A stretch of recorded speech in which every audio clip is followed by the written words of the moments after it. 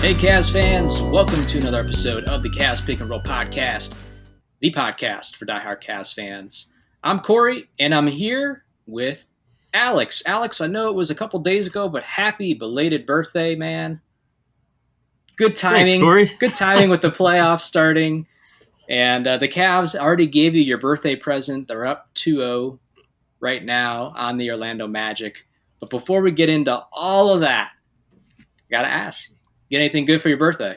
I got two wonderful Cavs wins. Yes. Couldn't ask for more than that. Yes. Let them know. Let them know. Yeah, I got a few items here. I got a book, The Return of the King. Ooh, I got that one. That one's good. Do you? Did you read it? I did. Yeah, that one came out a while ago, but yeah, that's in my collection. That's a good one to add. Yeah. I did skim like a little bit of it. It's got a foreword written by Richard Jefferson. Yep. It was pretty good. Yep. And I got a Cavs flag here. Oh yeah. So let me ask: Is that going to hang like outside the house? Let them know, or are you going to hang that up in like the backdrop somewhere? And yeah, I think I'm going to try to hang it up behind me here somewhere. That'll look cool. Yeah, nice little backdrop, and then I picked up this sweet Cavs mouse pad here. That's awesome. With the the old late '90s logo. Where do you rate that logo, man? Where do you rate that? I gotta ask. Oh, that's one of my favorites. I think it is my favorite. This is for the people one that of the can't all-time best Cavs logos. Yeah, for people that are listening and not watching, Alex, what era is that from? Like, describe it so they understand what you're talking about. I think it's the late '90s logo.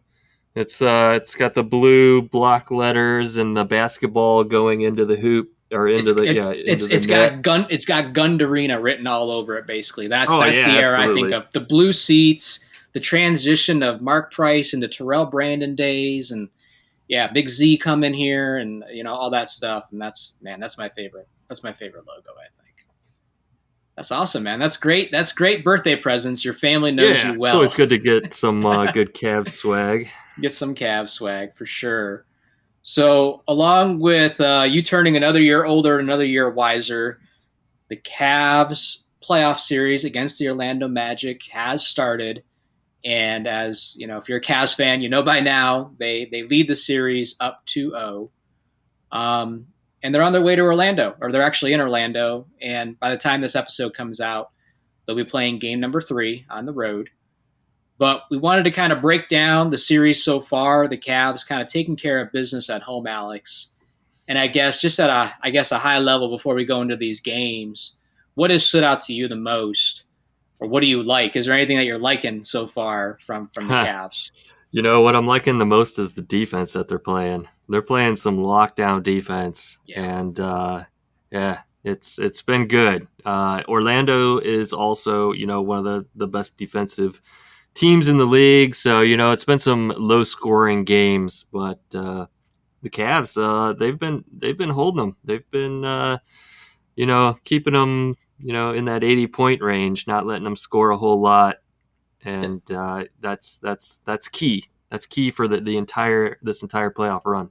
Definitely seeing a different brand of Cavs basketball right now. You can say they flipped the switch, and their defensive awareness is definitely raised. And Orlando's struggling, so far in both of these games. So far, they have struggled to score, and the Cavs have been able to take advantage of that. Let's get into the first game, Alex. The Cavs win this game by double digits. They win by 14, 97-83. The first game of the playoffs, the crowd does their thing. They show up, they show out. The Cavs, as always, have historically done a great job as far as like the playoff intro video, the hype video, the swag that goes out. Did you see the like light up bracelets that they gave out? That was really cool. Like just the whole atmosphere. It was almost like you forgot all of the pain and suffering that has been for the last several months of the regular season, and it just felt like the season just started all over again. It was. I didn't know that that's what it was when I was watching the game. I saw all the flashing and twinkling lights in the crowd. I didn't realize that they had given everybody bracelets. Yes, yes. I know they gave them those shirts were pretty cool. The white The long white sleeve ones, yeah. shirts. Yeah, Yep. doing They like wanted it to be a basically a whiteout. whiteout. Yeah. Yep. Yep. Exactly. So the Cavs, again, like you said, did a pretty good job defensively. Um, they jumped out, early in the third quarter.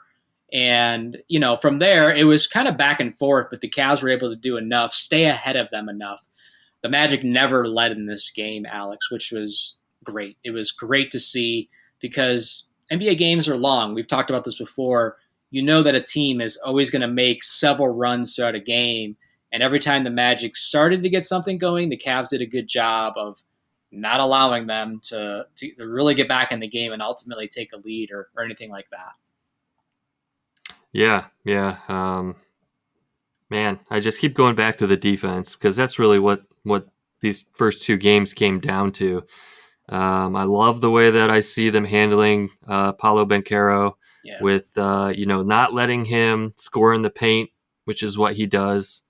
You got Mobley and Allen in there that have just been clogging that lane, preventing anybody from scoring in the paint, really.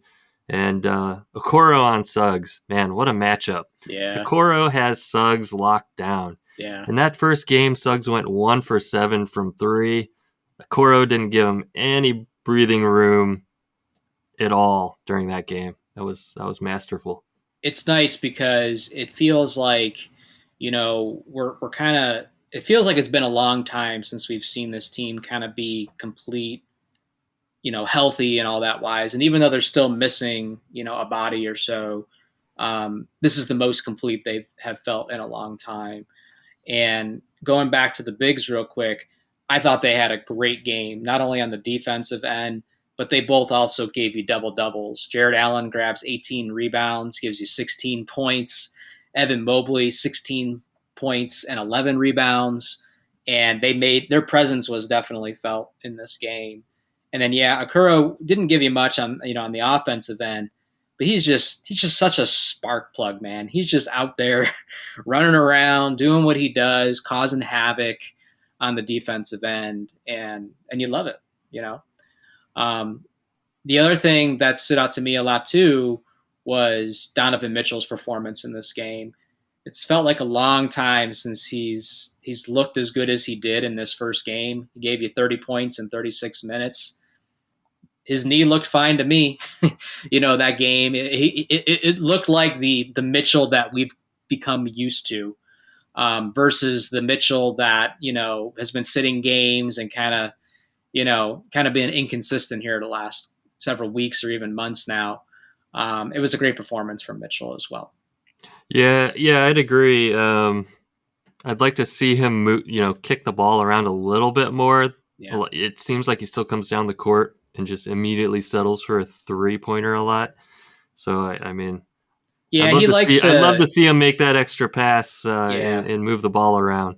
yeah, totally. He loves to do that. He loves to do the quick step back three or come down and just pull up.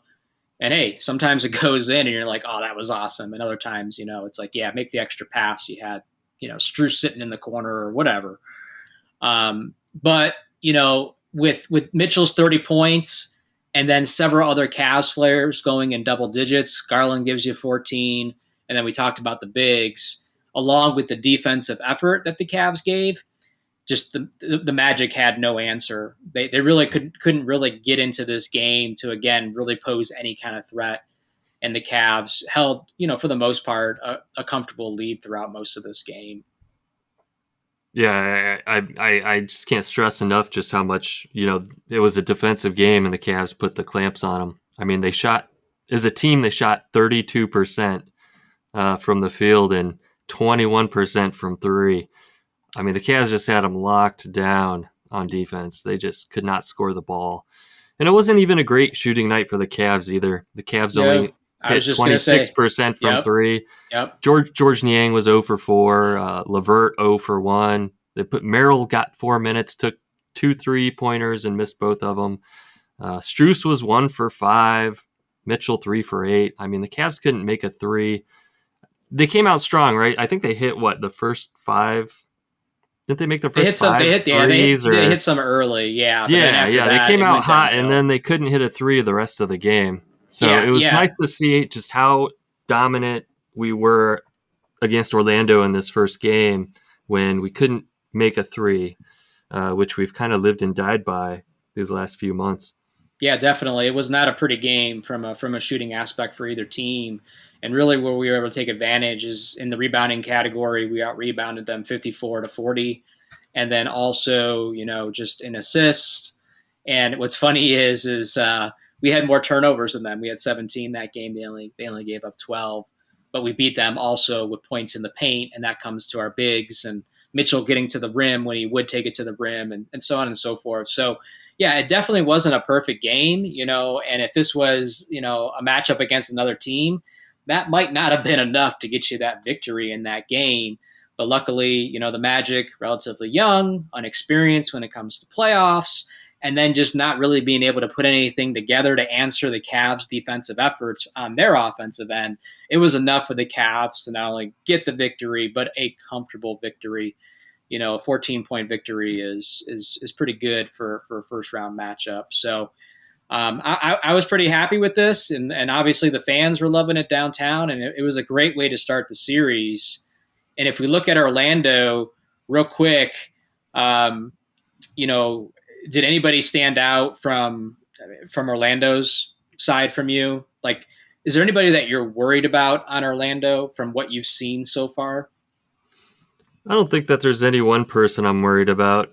I think it's if they have multiple guys that start clicking. I think some of the guys that they usually depend on weren't making able to make Yes. shots, like Joe Ingles, Cole Anthony, One Markel point. Fultz.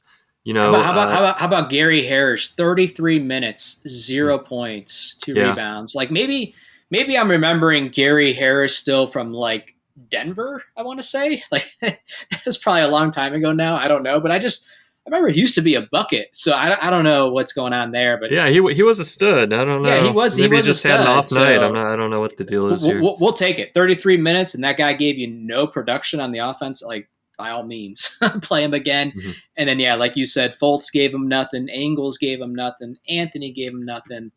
They just couldn't get anything going. And it goes back to what you said, and just the Cavs' defensive effort was great. And it was such a fun game to watch. I just had a great. I mean, just watching this game was a blast. It was Sure. Yep. so chippy and physical, and the officials were letting them play. And there were some techs. You know, you had some technicals. They were getting into it quite a bit. So yeah, Sure. it just set the tone for the series and the physicality of it. And I was so pumped for game two after seeing this dominant physical play here. Yeah, definitely. It's basketball that actually counts. So you see a raised effort, usually from both teams in these playoff games, and it just makes it more exciting, right? So great way to start off the series, securing the win, sending the message early, and then a few days later, Alex, we move to game two, which the Cavs win as well. Um, what stood out to you in this game? Still, it's the defense. I mean, the Cavs hanging their hat on defense. They just would not let Orlando get any open shots. They were chasing them off the line. They were packing the paint. I mean, Orlando just could not get any offense going. Uh, it was just a repeat of game one, and the Cavs were they were hot. They were hot shooting in this game. So they built a real big lead real quick against Orlando, and they were up by what They're up 12 after one. They're up 12 after 12 after one. one, and going into halftime they were up Yep. by 14 or something. Yeah, and they just kept building that lead throughout the game up until halfway through the fourth quarter when Orlando went on a run, Sure. and it was kind of sweaty palms time a little bit there. Yeah, I think when it got down to about the 4 minute mark, Orlando had got it back to 10 points. And in the NBA, 4 minutes is an eternity. It's only a 10. I mean, two more three pointers, and the right, they're now you're really sweaty palms time. But the Cavs were able to, after I think a timeout, I think Mitchell hit a layup or somebody scored, and then it was done basically, and the Cavs secured the victory. I think you kind of said it best the other day when we were talking at work. It's like the Cavs were up for so long in this game, and by a double digit margin. It's almost like they were just trying to run the clock out during the Yeah, fourth quarter and kind of stop playing, just hoping yeah, time would be on their side and do the rest, right? it just seemed like they started coasting, and Yeah, and then they let Orlando get on a run, and it's like, all right, guys, time to turn it back on. yeah, Still yeah, plenty of definitely. time in the game. Definitely. So a couple on the Cavs side, a couple players stood out to me. Again, Jared Allen, man, just man, heart and soul of this team. 20 rebounds, 16 points. I don't remember if it was after game. It might have been after game one. I saw a quote from Allen that he was like studying tape of Varejao as far as like he was like studying how he gets in position for rebounds and stuff like that. Allen's a freaking beast, and gave you 20 rebounds this game, which is awesome. Mobley, 17 points, so a solid offensive night. Got you 7 rebounds. So you didn't get that double double again, but I felt like both of their presence was felt in this game as well, Alex. Absolutely. I mean, we got the twin towers here in Mobley and Allen, and they're just shutting down that paint, and that's huge. Um, when you're playing any team, but especially with the Magic, because they got so many young players that like to get to the hoop, and that's where they get their points at. And if you can Mm-hmm. shut that down early, then it's going to be a long night for them, and it was. Yeah, definitely. Mitchell gave you 23 points again, 8 rebounds, 4 assists. He really didn't have to do much more than that, to be honest with you, in this game. And then Garland gave you 15 as well. Hit a couple nice 3 pointers, had a nice layup in there. He really hasn't had I wouldn't say a great game because we all know he's capable. I want to see that 20 point, 10 plus assist game out of Garland here, at Yeah. some point during this series. Obviously, there's been a lot of, just chitter chatter. Garland's not the number one fan favorite right now. So I would love to see him just have a game where he kind of just goes off and get some more fans kind of rooting for him again. Um, and the last player that kind of stuck out to me this game was again Okuro. Okuro gave you 25 minutes, and it's not like Okuro has never scored the basketball before for the Cavs, but you never really think of him as an offensive threat. And he gave you 10 points this game, and which isn't a lot, but it was just at good times. He hit 2 threes. He had a nice layup. He had a nice dunk at the end of the game and stuff like that. And again, he's just out there running around all over the place. And a lot of folks were calling out Okuro's performance during this game. I noticed as well. Yeah, Coro had a really nice series in one part of the game where he had a steal and then coast to coast Layup. laid it Yep. up at the other end and kind of got everybody excited. And that was kind of during that time when Orlando was going on a run. So it was nice Yes. to see Okoro do that and kind of shift the momentum there a little bit. Yeah. Yeah. Totally. And that's gonna be probably one of the biggest things this offseason. Obviously, Mitchell with will he sign an extension or not this offseason will be number one. But really the Cavs, we'll have to talk about this. When we get to the offseason, what are they going to do with Okuro? And I never believe what somebody does in the playoffs alone warrants what kind of contract they get. But historically, that has made an impact in years past, not just for the Cavs, but just throughout the NBA. And I'll be kind of curious to see, kind of how Okuro does the remainder of whatever the Cavs playoff run is here. And I'm just curious to see what kind of the shift from like the fan base thinking of what is he worth? Because I already kind of have seen that come out. Somebody put something online about, Okuro's playing for a contract. What do you think he's worth right now? And fans are already putting in their numbers and all that stuff and years. And I wonder how that'll kind of change as this goes on. Not that that matters at the end of the day and what the Cavs will actually do, but just from a fan perspective, and it'll be a fun topic for us to talk about at some point as well. Yeah, it will be. I don't know. I'm not going to throw out a number right Yeah, now. I'm not even worried about that right now. But he's been doing good so far, and he's been great. Um, and on the Magic side, I mean, they did get some more scoring. from some folks like Gary Harris gave you 14 points. Franz Wagner, I like Wagner. I like Franz Wagner. I don't like Mo Wagner, who is also I don't like either of those Wagner brothers, man. All the I like Franz. How do you say his name? Because he could shoot. He seems like a good stretch kind of player, and he can move too a little bit. You know what I mean? he's a little dirty, man. He Eh, plays a little dirty. it's the playoffs, man. It It's the is, but playoffs. I think Mo he's Wagner an is already. instigator. I should like him because he's got a little bit of that Bill Lambier in him. But Yeah.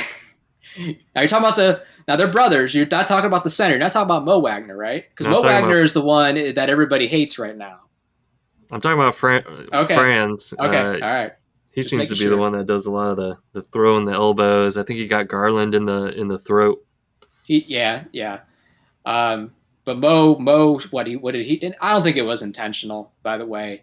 But he like stepped on Akuro when Akuro was going for a rebound. He was like laying on the ground. He missed a layup. He got knocked down, and then he goes up to reach for the rebound because it was coming his way while he was still on the ground. And Mo Wagner goes for it and basically, falls on top of Akuro. And a lot of fans didn't like that. And then when he got ejected, which I think was the second game because he fouled out, I didn't really see it on video, but I saw some local beat reporters saying that he kind of was chit chatting with a fan, like going with it a little bit into it with the fan or whatever, as he was getting it, walking back to the bench or whatever. So, hey, there's always got to be a villain in every series, and Mo Wagner just, he's that guy in this series, I guess. Yeah, that's the time that you check in the Bruise brothers, Yeah. Marcus Morris and Tristan Thompson. Let them do their thing. Yeah, so I kind of wanted to ask you about that because we talked about some players that have kind of been doing well so far. But let's talk about the players that really haven't done much yet in this series, or I guess they haven't made an impact like I really thought they would. The first one I would call out, not that I thought he would make an impact, but has been dog doo doo, is Niang, and I know you love that, Alex, because you're not a Niang fan, are you? No, I'm not a Niang fan at all, Corey. He's played he played what 25 minutes I think the first game, 14 minutes the second game. The first game he gave you 5 points. The second game didn't score at all, didn't grab a single rebound, no assist. He really has been giving you no production so far in this series. Maybe it's a bad matchup, but Dude's terrible. you called out Morris and Tristan, and I guess from a rotational standpoint, as this series turns to Orlando on the road, should JB maybe thinking about trying to throw some minutes to one of those other two guys that currently haven't played yet, and Tristan and Morris, since Niang seems to be That's struggling? tough because Niang has been struggling, but at the same time, each of these guys brings something different. I guess it depends on who is matching up with in the game. But I would have no problem if he wants to sub in Morris or Thompson for a few minutes here or there just to see what they can do, or maybe to provide a spark when Orlando's going on a run and the Cavs are just dead flat. You gotta do something. You can't just Yeah, I would love to see either one of them get some minutes. Morris to me feels closer to Niang's game than Tristan, obviously, because Niang can hit the three ball. Morris can do that too. Morris can shoot. Morris can do a little bit more, obviously, than what Tristan can on the offensive end. But Tristan brings that toughness, that rebounding, that something that Niang or Morris can't bring. It'll just be interesting to see if JB continues to roll with Niang or if he decides to make a change. Unfortunately, the Cavs did release a health update today on Dean Wade, stating that he's not going to be available for the rest of this series, which would have been great to have Dean Wade right now because he would be probably the obvious one to plug in there to replace Niang. So really, it yeah comes down to you roll with Niang or you try Morris or Tristan, and it'll be interesting to see what JB does. yeah. I wouldn't mind seeing Morris get a few minutes there instead of Niang just to mix it up a little bit. Thompson's that's different. If you're subbing in Thompson, that means either Jarrett sitting or Mobley sitting, because he's just a big, and he like you said, he's not going to give you much offense. Right, right, totally. So the other, I guess I'll kind of put them in the same category. The other two that really haven't made much of an offensive impact, at least yet. And so far, it hasn't hurt the Cavs because, again, the Cavs have won both these games by double digits so far. But Max Strus and Levert, neither one of them have really been able to get going. Both of them only gave you single digit scoring in both of these games. They're too good offensively, in my opinion, for that to continue, obviously, throughout this whole playoff series. But so far, is that any concern for you, or is it no big deal? Because we obviously won these games, pretty comfortably, and I think we know that at the end of the day, they're going to show up during one of these games or a couple of these games, most likely, in this series.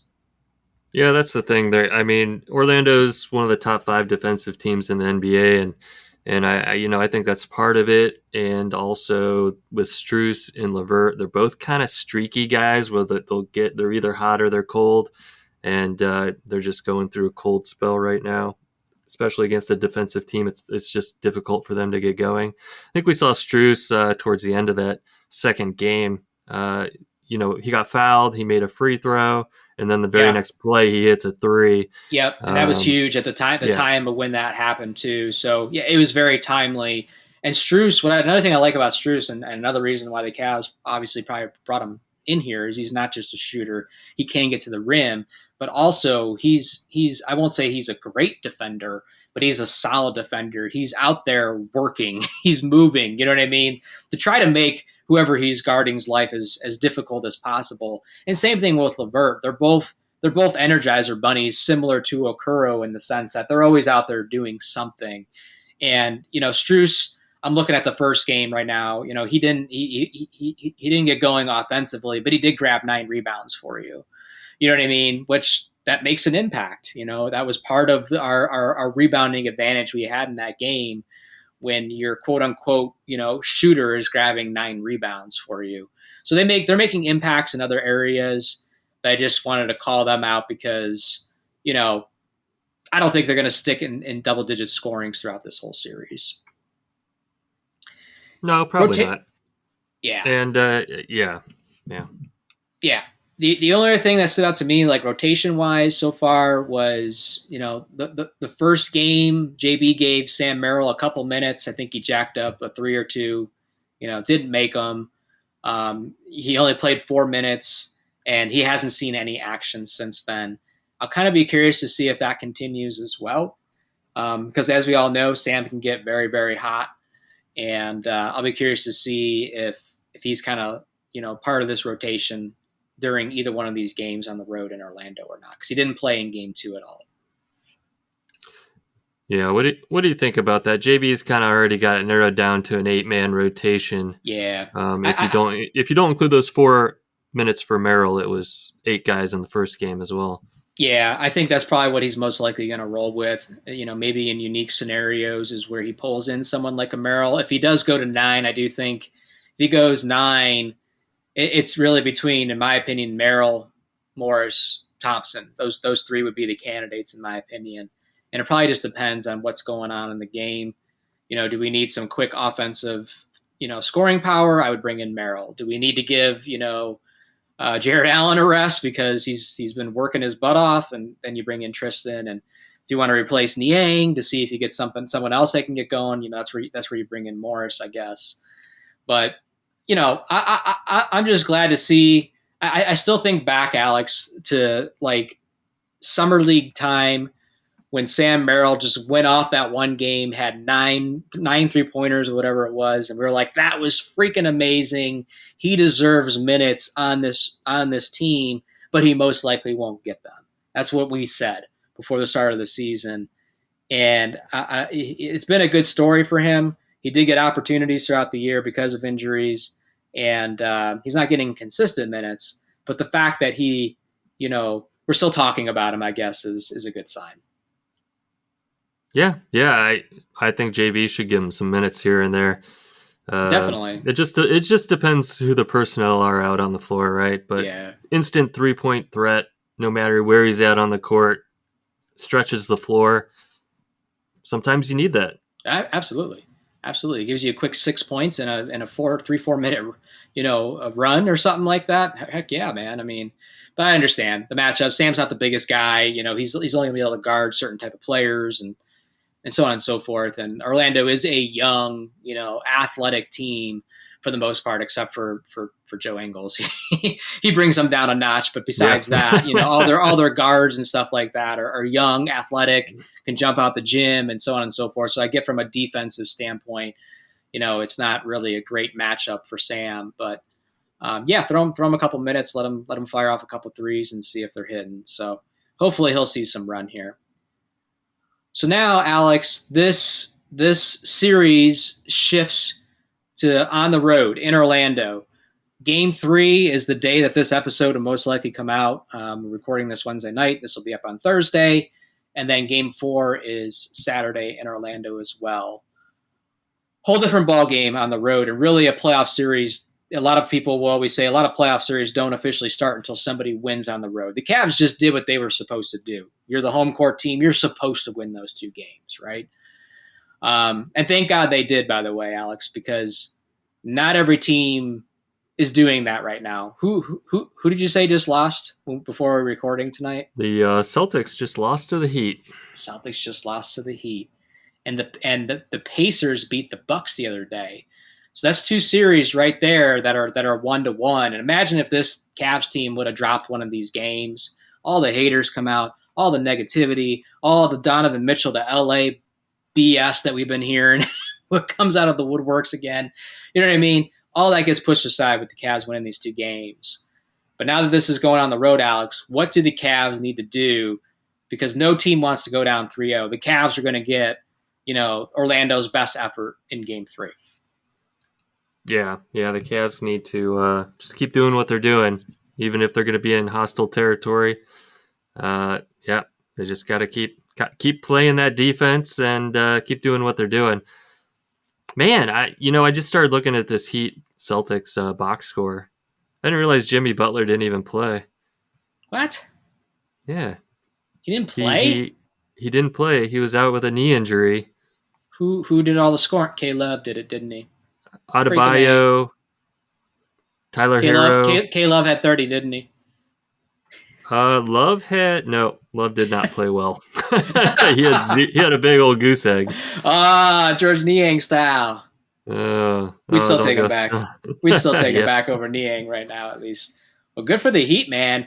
I mean, the yeah, Celtics are gonna win that series, but any kind of trouble that the Celtics, any extra game, is just favorable to us, right? Because I think we'd be playing the Celtics if we obviously advance, right? So, and yeah, there's other teams right now that are kind of struggling. A couple series are tied. A couple are 2-0 leads around the league. Knicks are up 2-0 on the Sixers. And Nuggets are up 2-0 on the Lakers. Suns are down 2-0 against Timberwolves. So it's kind of cool that the Cavs are in that camp of being up 2-0 right now, early on in the first round. But I'm with you, Alex. The Cavs just got to continue to play their brand of basketball. Again, Orlando's going to have their fan base behind them. They're going to be jacked up. They're going to be desperate for a win. And the Cavs, I think, need to find a way to split that series, split those 2 games, right? I mean, obviously, hey, if you could sweep them, that'd be amazing, right? We'd be sailing pretty high as far as the confidence level if the Cavs somehow swept them the next 2. But you got to figure out a way to split that series, come back, end it in Cleveland, and maybe the Heat and Boston Celtics go a little bit longer than what you think, and man, we'll be feeling pretty good when that happens. yeah. It'd be nice to wrap it up quick and have some time to rest, huh? Let's Yeah, get the brooms out. that's right. That narrative will change real quick if the Cavs find a way to do something like that, like sweep Orlando Magic. Um, so yeah, it'll be interesting to see what happens here. And what's funny, Alex, is you made a discovery kind of a little before we started recording, and I'm gonna let you talk about it. Yeah. I saw that Tristan Thompson posted a playoff blog, and he made his first post today. What is It's that even on? Is it like Like, did he create his own domain? Is it like on No, no, Blogger? Like, is it on no. like some like blogger.com/ Tristan Thompson playoff? Like, what is the how do Cavs fans get to this? So it's on NBA.com. Click Ah, on Cavaliers, and it's one of the featured articles on the Cavs page of NBA.com. It's just called Tristan Thompson's playoff blog, and he released his first post. It's one page, a few paragraphs, but I read through. It's pretty entertaining. any Nothing. good one liners or anything like Let that me that stuck see. out Yeah, to you? there was some good stuff in here. Um, he talks about his first season back in Cleveland and how he's so happy to be back, and it feels like home. And there's still a lot of people here from when he was here earlier in his career, and he names them, says it's like a big family, all that kind of stuff. Um, That's cool. he says he appreciated the fans calling for him to see action in Game 2 when the Cavs were pulling Yeah. away late, but Yep.